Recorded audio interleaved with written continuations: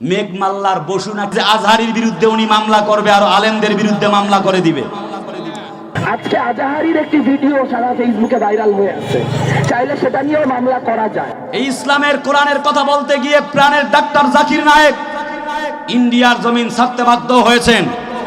এই কোরআনের কথা বলতে গিয়ে আমাদের ডক্টর মিজানুর রহমান আজহারি দেশ ছাড়া হতে বাধ্য হয়েছেন।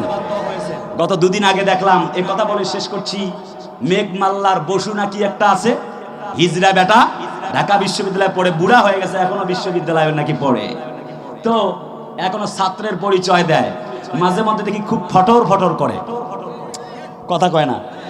উনি কালকে আলটিমেটাম দিয়েছে, যদি আবুল সরকার বাউলকে যদি খুব দ্রুতই অনতি বিলম্বে মুক্তি দেওয়া না হয়, উনি বলছে যে আজহারির বিরুদ্ধে উনি মামলা করবে আর আলেমদের বিরুদ্ধে মামলা করে দিবে। আরে নাউজুবিল্লাহ করবেন না, সুবহানাল্লাহ বলবেন। আমরা মেঘমাল্লার বসুদেরকে বলতে চাই, দাবার গুটি পাল্টে গেছে, আগের দিন আর নাই।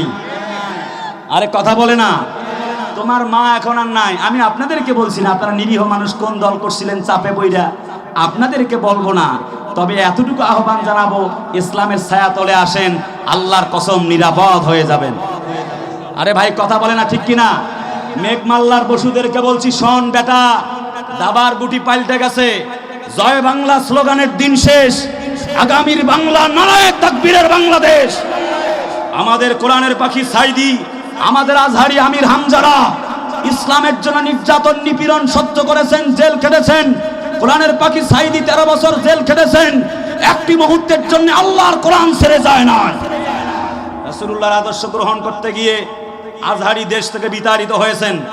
আমাদের গর্দান থেকে কল্লা আলাদা হয়ে গেলেও আমরা উসমান, হযরত আলী, হযরত খোবায়েবের উত্তরসূরি, আমরা ইসলামকে ছেড়ে যেতে পারি না। তোমাকে স্মরণ করিয়ে দিচ্ছি, এটা ইসলাম এবং মুসলমানদের বাংলাদেশ।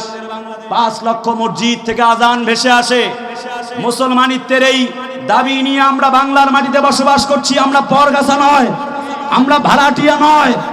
আমাদের বিরুদ্ধেই মামলা করবা, তোর জীবন থাকবে না। কথা বলতে হবে তো, ঠিক কিনা?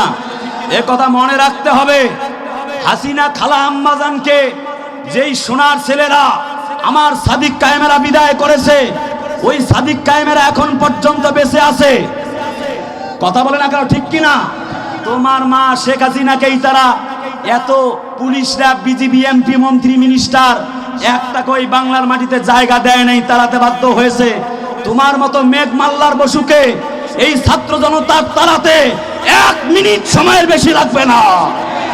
ইসলামের বিরুদ্ধে কথা বলবা, ইসলাম এবং আলেমদের বিরুদ্ধে, হক্কানি আলেমদের বিরুদ্ধে আঙ্গুল তুলবা, তোর আঙ্গুল ভেঙে দেওয়া হবে। হক্কানি আলেমদের বিরুদ্ধে চোখ তুলবা, তোর চোখ উপড়ে ফেলা হবে।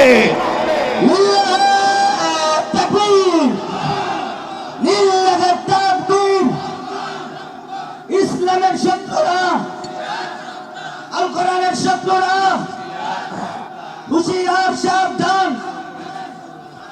লিল্লাহে তাকবীর।